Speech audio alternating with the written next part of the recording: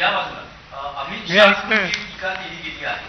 याआधी बघितलं तर लोकसभेमध्ये पंतप्रधानांनी भटकती आत्मा असा उल्लेख केला होता.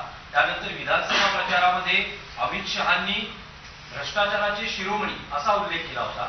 आताही तुमच्यावर टीका झालेली आहे.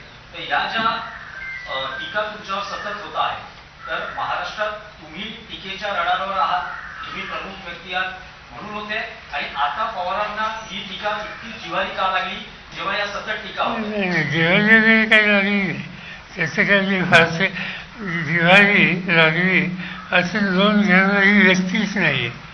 त्याचा ती लेवलच नाही. प्रश्न तो नाही.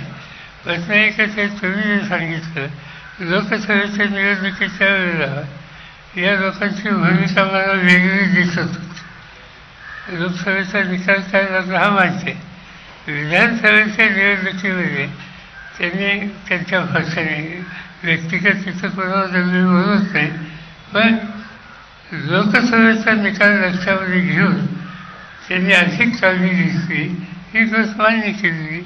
मी धैर्य बोललेलो. इंडिया अलायन्सला घेऊन आता सध्याची जी स्थिती आहे त्या स्थितीवरून सामनामधून रोज काहीतरी लिहिलं जात आहे. पुन्हा एकदा गरज आलेली आहे का की आपण मध्यस्थी करावी, आपण पुढे जावं?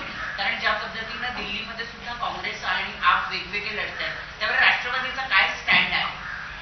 दोन गोष्टी आहेत की इंडिया आघाडीमध्ये ज्यावेळेला आम्ही सगळे एकत्र होतो त्यावेळेला आमच्याबद्दल देश पातळीवरच्या ज्या संघटना आहेत, निवडणुका आहेत, त्याच्यामध्ये एकत्र येण्याच्या उद्देशाचा विचार होता.